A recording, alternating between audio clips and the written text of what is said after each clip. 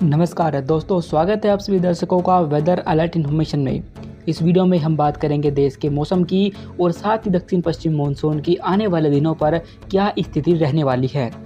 इस समय पर। लेकिन दोस्तों, सबसे पहले हम आपको बता दें कि आज है 8 सितंबर और आप देख सकते हैं कि बंगाल की खाड़ी पर एक नया सिस्टम एज ए डिप्रेशन के रूप में आपको उभरता हुआ दिखाई दे रहा होगा।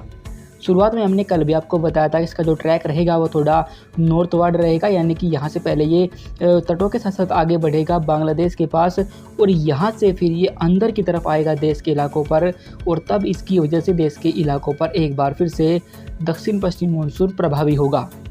पर लेकिन आप देख सकते हैं इसी के साथ एक नया फैक्टर भी है जिसके बारे में हमने आपको कल बताया था कि एक साइक्लोन था जो कि यहाँ पर म्यांमार के पास बना था, और इस समय आप देख सकते हैं कि साउथ चाइना सी के पास वो आपको दिखाई दे रहा होगा। इसकी वजह से क्या हो रहा है कि जो अरब सागर और साथ ही बंगाल की खाड़ी की जो हवाएं है जो हमारे देश में दक्षिण पश्चिम मानसून को एक्टिव करती है वो इस साइक्लोन की तरफ आ रही है, जिसकी वजह से ये हवाएं प्रभावी रूप से बंगाल की खाड़ी और अरब सागर की तरफ से जो शाखा आती है वो देश के इलाकों पर नहीं पहुंच पा रही। इसलिए आने वाले दिनों पर देश के इलाकों पर थोड़ा सा मानसून कमज़ोर होगा। पर लेकिन जब ये डिप्रेशन मूवमेंट करेगा देश में इनलैंड की ओर यानी मैदानी इलाकों की तरफ को, तो तब इसकी वजह से एक बार फिर से दक्षिण पश्चिम मानसून इन भागों पर एक्टिव हो जाएगा। इस समय आप देख सकते हैं कि अभी जो संभावना है ये लगती है कि 12 सितंबर के आसपास ये जो साउथ चाइना सी के पास जो साइक्लोन बना हुआ है ये धीरे धीरे पश्चिम और उत्तर पश्चिम की तरफ आगे बढ़ेगा और बंगाल की खाड़ी पर आकर मिल जाएगा। इसकी एनर्जी इस डिप्रेशन को मिलेगी, जिसकी वजह से हो सकता है कि डिप्रेशन और अधिक प्रभावी हो, और जब कोई साइक्लोन बंगाल की खाड़ी पर आकर किसी सिस्टम से मिलता है तो उसकी जो एनर्जी होती है वो काफ़ी बढ़ जाती है, जिसकी वजह से देश के इलाकों पर मानसून प्रभावी होता है। पर लेकिन हम आपको बता दें कि आने वाले दिनों पर जो उत्तर भारत का इलाका रहेगा यहाँ पर मौसम साफ़ हो जाएगा, क्योंकि एक एंटी साइक्लोन यहाँ पर बनने वाला है, और अगर ये एंटी साइक्लोन प्रभावी होगा और ये अपर एल्टीट्यूड पर लगभग 2 से 3 किलोमीटर या उससे अधिक तक हवाओं को पश्चिमी कर देगा तो ये इस डिप्रेशन को भी धकेल देगा। यानी अब जो बात आएगी वो इस पर आएगी कि जो सिस्टम जितना प्रभावी होगा अब वही आगे बढ़ेगा। अगर ये डिप्रेशन ज़्यादा प्रभावी होगा तो ये उस एंटी साइक्लोन को धिका देगा आगे की तरफ, जिसकी वजह से उत्तर भारत के इलाकों पर बारिश बढ़ेगी। पर लेकिन अगर एंटी साइक्लोन अधिक प्रभावी हुआ तो ये इस डिप्रेशन को देश के सेंट्रल राज्यों तक ही पहुंच पाएगा, और यहाँ से ये एंटी साइक्लोन इसे फिर से पूर्वी भारत के इलाकों पर पुश कर सकता है। पर लेकिन हम आपको बता दें कि इसकी वजह से देश के पूर्वी इलाकों पर काफ़ी अच्छी बारिश होने की संभावनाएं बन रही है।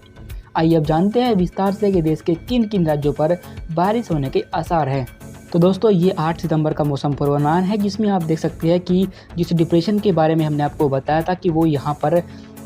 बंगाल की खाड़ी के लगभग जो सेंट्रल इलाके हैं यहाँ पर आप उड़ीसा के तटों के पास देख सकते हैं।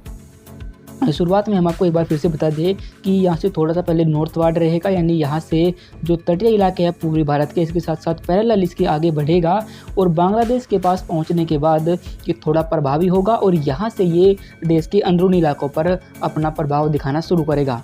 इसकी वजह से क्या होगा कि पूर्वी उत्तर प्रदेश, बिहार, झारखंड, पश्चिम बंगाल, उड़ीसा, साथ ही पूर्वी मध्य प्रदेश और छत्तीसगढ़, इन्हीं इलाकों को ये काफ़ी मात्रा में प्रभावित करेगा, और इन्हीं भागों पर आपको आने वाले दिनों पर मूसलाधार बारिश इसकी वजह से देखने को मिल सकती है। साथ ही आप देख सकते हैं कि जो साउथ चाइना सी पर साइक्लोन बना था वो भी मूवमेंट करते हुए बंगाल की खाड़ी की तरफ बढ़ता रहेगा। पर लेकिन चूंकि उसकी जो एनर्जी है वो कम होने लगेगी, क्योंकि जब तक सिस्टम जो है वो समुद्र में रहता है तो तब तक उसमें एनर्जी मिलती रहती है, और इसकी वजह से वो लगातार प्रभावी होता है। पर जैसे ही वो टकराव करता है, लैंडफॉल करता है मैदानी इलाकों की तरफ, तो उसे एनर्जी मिलना कम हो जाती है और वो लगातार कमज़ोर होता रहता है। पर फिर भी अगर ये बंगाल की खाड़ी पर यहाँ से आकर गिरता है तो उसे फिर से एनर्जी मिलेगी और ये फिर से प्रभावी होना शुरू करेगा। पर उसके बारे में हम आपको लगातार अपडेट करते रहेंगे। अभी फ़िलहाल देखते हैं इस डिप्रेशन के बारे में। आपको बता दें कि ये डिप्रेशन जब देश के मैदानी इलाकों की तरफ मूवमेंट करेगा तो सबसे पहले इसका जो अफेक्टेड एरिया रहेंगे वे पूर्वी भारत के इलाके रहेंगे, और पूर्वी भारत के इलाकों पर पहले ही जो मानसून की बारिश है वो कम हुई है, काफ़ी कम हुई है। पर इसकी वजह से आपको इन भागों पर काफ़ी अच्छी बारिश देखने को मिलेगी और लोगों की जो शिकायत है इन भागों पर वो भी थोड़ा दूर हो सकती है। हालांकि इन भागों पर जो बारिश में कमी है वो उसकी पूर्ति नहीं हो पाएगी, पर फिर भी अगर कुछ बारिश इन भागों पर देखने को मिलती है आपको, काफ़ी अच्छी बारिश,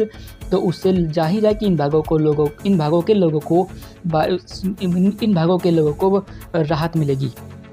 इस समय आप देख सकते हैं कि जो उत्तर भारत के इलाके हैं इन भागों पर मानसून ट्रफ बनी हुई थी, साथ ही एक सर्कुलेशन था जो पहले डिप्रेशन बना हुआ था, जो कि यहाँ पर राजस्थान और आसपास के इलाकों पर था, वो अब कमज़ोर हो चुका है। और जो मानसून ट्रफ बनी थी वो भी अब कमज़ोर हो चुकी है, क्योंकि ये मानसून का आखिरी फेज़ है, आखिरी महीना है, जिसकी वजह से जो मानसून ट्रफ होती है वो इन दिनों कमज़ोर हो जाती है और सिर्फ जो वेदर सिस्टम बनते हैं उन्हीं की वजह से वो थोड़ा प्रभावशील रहती है।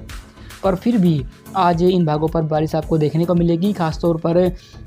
जो हरियाणा और उत्तर प्रदेश के दक्षिणी इलाके हैं इन भागों पर, दिल्ली और आसपास के इलाकों पर आपको हल्के से मध्यम बारिश आपको आज भी देखने को मिलेगी। बाकी पंजाब के इलाकों पर बारिश की संभावना कम है, हरियाणा के पश्चिमी इलाकों पर बारिश की संभावना बेहद कम रहेगी। वहीं पश्चिम उत्तर प्रदेश पर भी कुछ वेदर एक्टिविटी हो सकती है, कहीं कहीं पर बादल बन सकते हैं और हल्की बारिश आपको देखने को मिल सकती है। जम्मू कश्मीर पर बारिश कम रहेगी, पर लेकिन हिमाचल प्रदेश और उत्तराखंड पर लाइट टू मॉडरेट रेन होने की संभावना आज भी रहेगी।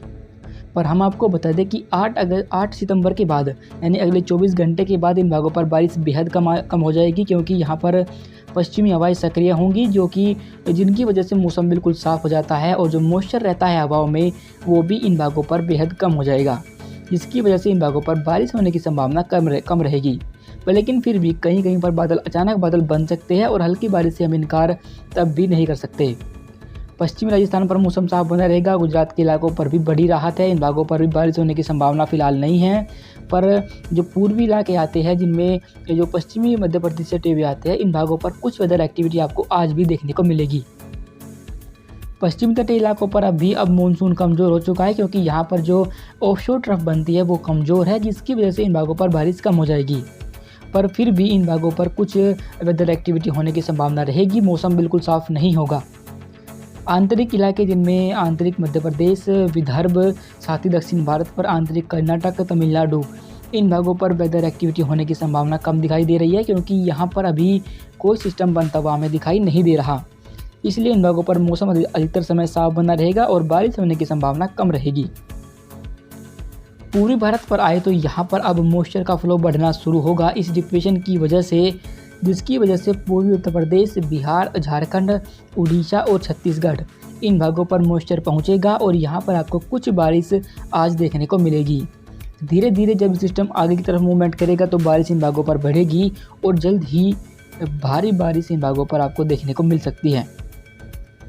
पूर्वोत्तर भारत पर पहुँचे तो यहाँ पूर्वोत्तर भारत पर असम, मेघालय, मणिपुर, मिजोरम, त्रिपुरा और आसपास के इलाकों पर कई स्थानों पर अब बारिश जारी रहेगी, पर भारी बारिश होने की संभावना इन भागों पर भी दिखाई नहीं दे रही। और इसकी जो नॉर्मल सीमा होती है वो 16 सितंबर के आसपास है और 16 सितंबर के आसपास मानसून पश्चिमी राजस्थान के इलाकों से वापसी करना शुरू करता है। पर अभी जो डिप्रेशन बन रहा है उसकी वजह से हो सकता है कि इसमें थोड़ा विलंब हो जाए, इसमें थोड़ा देर हो जाए और इसके बाद अगर कोई सिस्टम फिर से बंगाल की खाड़ी पर बनता है तो उसकी वजह से मानसून में देरी हो सकती है। अभी फ़िलहाल के लिए इस वेदर रिपोर्ट में अभी के लिए बस इतना ही। वीडियो अच्छी लगी हो तो लाइक करें और मौसम के हर अपडेट को जानने के लिए यूट्यूब पर हमें ज़रूर सब्सक्राइब करें। धन्यवाद।